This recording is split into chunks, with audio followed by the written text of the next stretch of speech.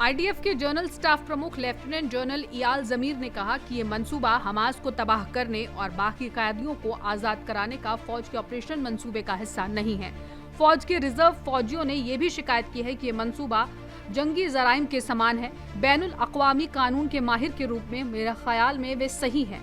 जंग के दौरान भी किसी आबादी को जबरन मुंतकिल करना ममनू है। ये इंसानियत खिलाफ भी एक जुर्म है और कुछ हालात में नस्लकुशी के समान भी हो सकता है।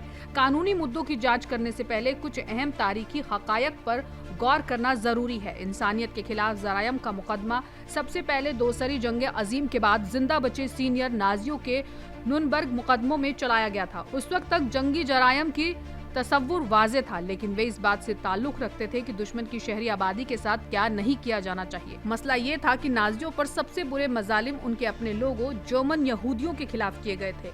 इंसानियत के खिलाफ जराइम का तसव्वुर इसी कमी को पूरा करने के लिए वाज़ेह किया गया था और इसका इस्तेमाल नस्लकुशी के जिंदा बचे लोगों पर मुकदमा चलाने के लिए किया गया था।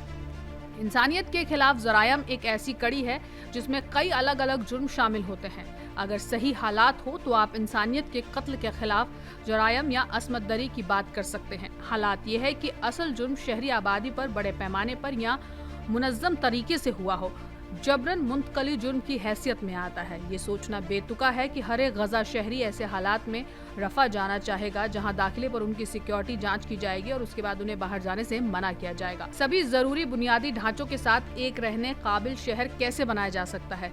दांतों, डॉक्टर, टीचर, वकीलों, मैकेनिकों, कारोबारी और दूसरे सभी लोगों का क्या जो ईमानदारी से जिंदगी गुजार रहे थे? क्या उन्हें सचमुच अपना काम करने के लिए कोई जगह दी जाएगी? इस हमले में हकीकी मुसल्लह हमला शामिल होना जरूरी नहीं है। मिसाल के लिए नस्ल परस्ती को 1973 में जनूबी अफ्रीकी सरकार की पॉलिसियों के जवाब में इंसानियत के खिलाफ जुर्म करार दिया गया था।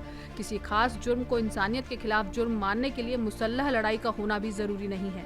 इंसानियत के खिलाफ जरायम में मुल्क बदरी और जबरन मुंतकली में भी शामिल है। फिलिस्तीनियों को एक इंसानी शहर में मुंतकली करने के इजरायली सरकार के इस मंसूबे का यही मतलब है। अगर ये मंसूबा गजा के फिलिस्तीनियों को रफा में ही छोड़ देता है तो ये जबरन मुंतकली होगी और अगर उन्हें किसी दूसरे मुल्क में मुंतकिल किया जाता है तो ये मुल्क बदरी होगी।